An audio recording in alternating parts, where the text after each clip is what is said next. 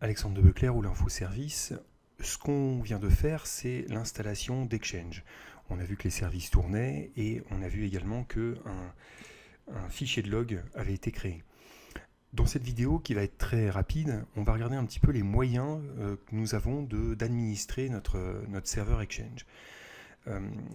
À l'époque, on avait deux consoles qui nous permettaient de le faire. On avait l'ECP, l'Exchange Control Panel, et on avait également l'EMC, l'Exchange Management Console.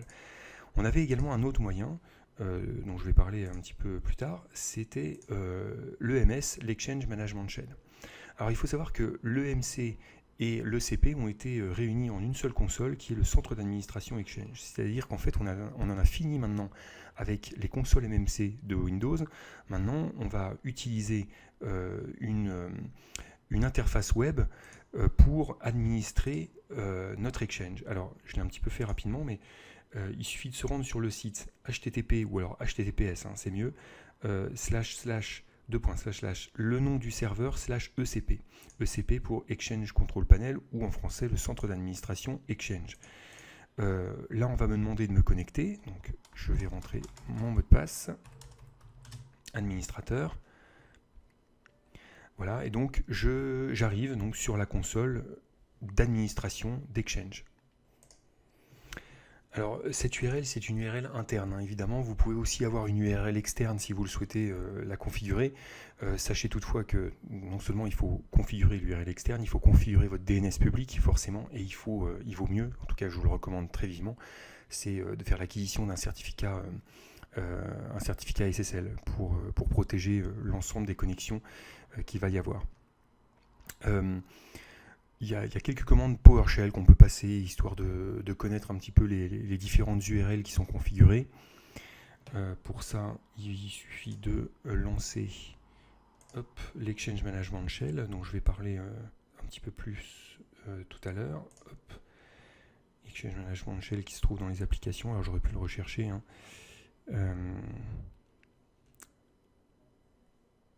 Il est là, Exchange Management Shell. Donc vous allez voir, l'Exchange Management Shell, c'est le deuxième moyen d'administrer votre serveur de messagerie. C'est-à-dire que là, je vous ai présenté le CAE, hein, le centre d'administration Exchange, et donc ça, c'est l'interface graphique. Et puis, vous avez la possibilité de le faire également par une interface sous PowerShell, un PowerShell un peu modifié, puisque c'est un Exchange Management Shell. C'est un PowerShell avec les modules Exchange qui sont chargés à l'intérieur. Donc grâce à ça, vous allez pouvoir passer des commandes. Alors sachez une chose, c'est que vous allez pouvoir administrer bien plus de choses dans l'Exchange Management Shell que vous ne pouvez le faire dans le centre d'administration Exchange. Puisque toutes les actions que vous faites dans le centre d'administration sont finalement interprétées par une commande PowerShell derrière. Et il y a certaines choses qu'on ne peut pas faire dans l'interface graphique qu'on peut faire dans l'Exchange Management Shell. Donc voilà, sachez que l'Exchange Management Shell est beaucoup plus étoffé en termes de fonctionnalité. Donc là, il est en train de se charger. C'est la première fois que je le lance, donc forcément, c'est un petit peu plus lent que d'habitude. Voilà. Alors, je ne vais pas expliquer précisément ce que je fais, ça j'y reviendrai dessus un petit peu plus tard, mais en fait ici, je vais simplement aller voir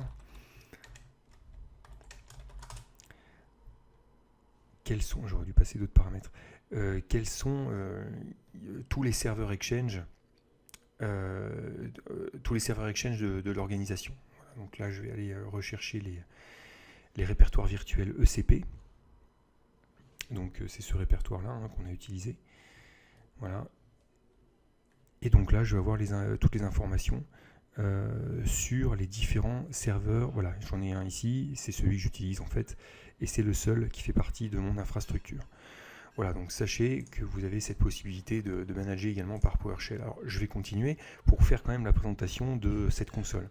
Alors ici, tout en haut, vous avez la connexion intersite. Vous avez possibilité de switcher entre l'Exchange Online pour tout ce qui est déploiement vers Office 365, voilà, avec une redirection qui va se faire. Donc là, nous, c'est pas notre cas.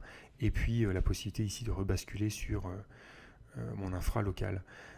Ici, dans cette partie gauche, le volet de gauche, c'est l'ensemble des fonctionnalités. Donc là, vous avez destinataire pour gérer les destinataires. Vous allez aussi avoir les autorisations qui va vous permettre de gérer toutes les autorisations airbag qu'on peut avoir. La gestion de la conformité, l'organisation, la protection, tout ce qui est flux de messagerie également, avec tout ce qui est connecteur d'envoi, de réception, qu'on verra un peu plus tard.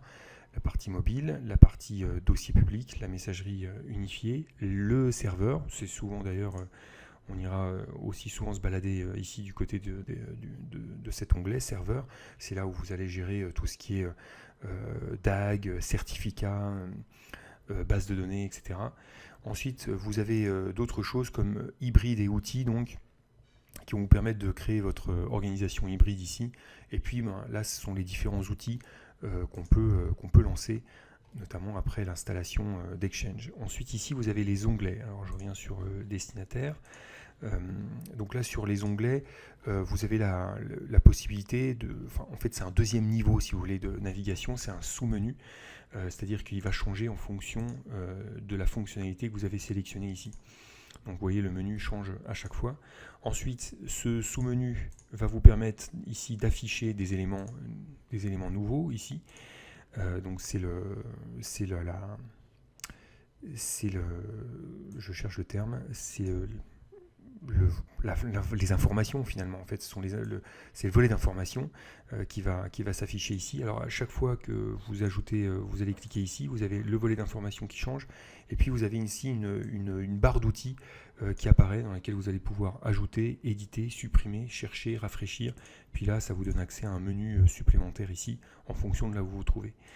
Et donc, en plus de tout ça, vous avez les actions que vous allez pouvoir faire. C'est-à-dire qu'en fonction de ce que vous avez sélectionné ici dans le volet d'information, vous allez avoir différentes actions que vous allez pouvoir entreprendre sur l'élément sélectionné ici. Voilà pour l'ensemble des choses à savoir sur cette interface. Alors après, je pourrais vous dire que c'est compatible avec Internet Explorer, avec Google Chrome, etc. En tout cas, il est plutôt recommandé d'utiliser Internet Explorer. Le deuxième moyen d'administrer Exchange, donc, ce sera avec l'Exchange Management Shell. Alors attention, l'Exchange Management Shell n'a rien à voir avec le PowerShell Windows. Enfin, rien à voir, tout est relatif, évidemment, ça a à voir, puisque les commandes sont à peu près les mêmes, etc. Mais il y a des modules qui sont importés dans l'Exchange Management Shell qui vous permettent en fait d'administrer l'Exchange. Alors, il faut savoir une chose, je l'ai dit tout à l'heure dans la vidéo, tout ce que vous ferez dans l'interface graphique sur le centre d'administration Exchange est en fait une semmlet, en fait, une commande PowerShell qui s'exécute derrière. Vous avez possibilité d'auditer en fait l'ensemble de ces commandes. C'est-à-dire que tout ce qui est fait dans l'interface graphique pourrait être audité afin de voir quelles commandes sont passées. Ça peut être très utile non seulement pour savoir ce qui a été fait sur le serveur, mais également pour savoir quelle action, quelle commande se cache derrière une action sur l'interface graphique. Alors, pour faire ça, il y a la possibilité donc de vérifier si déjà la commande existe, enfin si l'option a été activée ou non. Donc là, on va faire un get admin audit log. Si je fais tabulation, qu'est-ce qu'il me dit? Il me dit rien. Hop. Paramètres. Non, c'est config plutôt.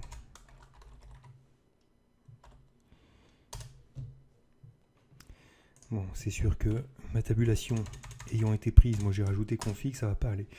Voilà, alors on va plutôt faire un fl étoile log étoile. Voilà.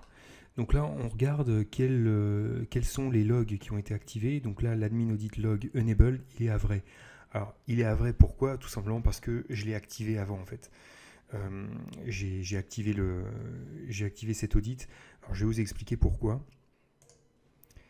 Hop, c'est sur le TechNet. Donc, ici, sur le TechNet, on voit la gestion de la journalisation d'audit.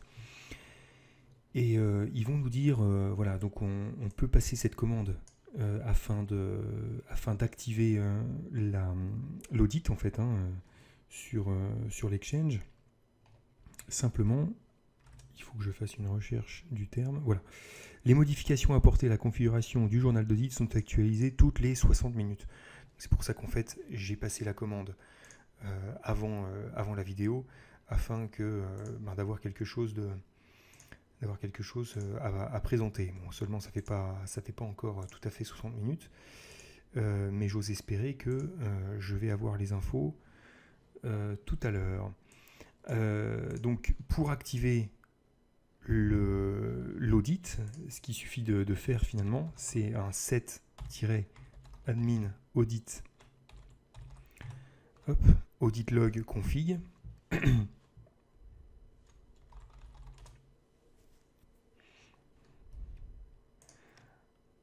Sans le trou, c'est mieux.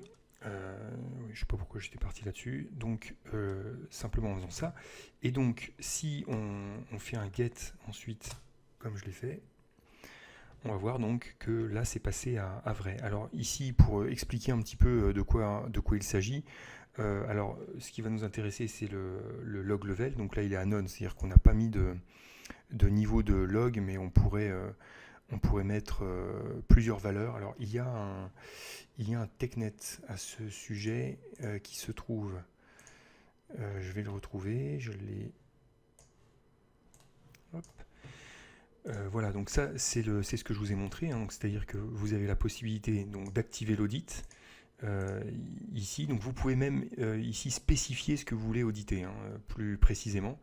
C'est-à-dire que là, vous pourriez dire « je veux tout auditer », mais vous pourriez dire « je veux me limiter seulement à l'audit de tout ce qui est New Mailbox, de tout ce qui est en rapport avec le rôle de transport, tout ce qui est gestion, tout ce qui a été fait en set transport, etc. » Donc voilà, vous pouvez vraiment éditer ce que vous voulez, vous me séparez par des virgules, si vous voulez vraiment spécifier quelque chose de très précis. Alors voilà les options que vous pouvez passer hein, ici sur le setadmin audit log config. Je crois que si je fais une recherche de verbose, on va tomber, voilà, log level, donc on est sur none ou verbose. Ensuite, qu'est-ce qu'on avait d'autre sur la commande? On avait les CMLED qui vont être auditées, donc là moi j'ai tout mis, c'est-à-dire que étoile ça signifie que toutes les commandes vont être auditées. On avait ensuite le log parameters. Donc log parameters, ça spécifie quels sont les paramètres également qu'on veut loguer. Donc là, je dis tous les paramètres. Alors les paramètres, vous savez, c'est ces tirets qu'on peut avoir derrière une commande. Hein. Vous avez la commande et puis ensuite vous allez faire identity par exemple. Ce sont ces paramètres-là qu'on va auditer. Donc là, j'ai fait le choix de tout auditer. Ensuite, on va avoir exclude CMLED. Ben, si je veux, je peux exclure des CMLED pour ne pas les auditer. Je vais avoir le test ici qui est à false. Alors laissez-le à false surtout parce que si vous commencez à auditer toutes les commandes qui commencent par test, c'est-à-dire que vous allez auditer tout et n'importe quoi. Donc surtout, ne le faites pas parce que déjà que ça va vous prendre pas mal de volume tout ça. Donc faites bien attention. Et on a l'admin log edge limit ici donc qui est défini par défaut à 90. Donc 90 et 90 jours. On a jour, heure, minute, seconde. Voilà, comme d'habitude. Et puis voilà. Au niveau des options. Alors après, comment est-ce qu'on peut lire l'ensemble de ces informations? Alors c'est pareil, là vous allez avoir deux moyens de lire ces informations, soit par le PowerShell, en passant la commande suivante. Donc moi évidemment ça va pas marcher hein, parce que ça fait moins d'une heure que c'est lancé. Je vais aller auditer, faire une recherche dans l'admin audit log. Je vais spécifier la date de début. Donc je mets ça sous la forme mois, jour et année. Donc là on va faire 04, c'est facile aujourd'hui parce que c'est le 0404. Voilà, je peux définir une heure, donc là je vais mettre 20 heures par exemple. Voilà, je vais spécifier la end date. Donc pareil, 04 2018. Donc j'ai fait le mois, donc avril, ensuite le jour, le 4, et ensuite l'année. Attention, c'est juste qu'aujourd'hui c'est un peu particulier. Et on va mettre entre ça et 21 heures. Voilà. Éventuellement, je peux passer d'autres paramètres derrière par le pipe, hein, si je le souhaite. Là, par exemple, je peux dire que je veux trier par...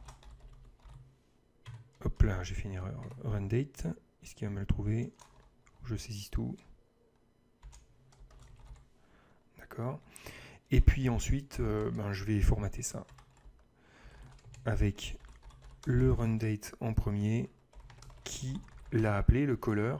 Éventuellement, après, je peux demander la CMLet qui a été lancée. Donc, c'est le nom de la CMLet. Si je veux aller plus loin, je peux même demander la CMLet, oui, parameters. Parameters, voilà. Puis on va passer le paramètre auto size, histoire que ça fit. Ah, il n'a pas voulu mon... Tant pis. Voilà, donc ça va être le moyen de faire une recherche par PowerShell. Donc vous allez voir comment ça va s'afficher. Je ne sais pas s'il va m'afficher quelque chose, hein, logiquement. Ah si, oui, quand même. Donc voilà, là il vient de me dire qu'il y a une commande qui a été lancée ici. J'ai fait un set admin audit log, très bien. Et puis là j'en ai refait un tout à l'heure. Voilà. Là ici j'avais lancé un paramètre tout à l'heure en plus. Voilà, et puis on a un autre moyen, c'est par l'interface graphique. Effectivement, par l'interface graphique, vous pouvez y aller par là. Vous allez ici dans gestion de conformité, audit, et puis eh bien là, vous allez pouvoir exécuter un rapport d'accès. Alors hop.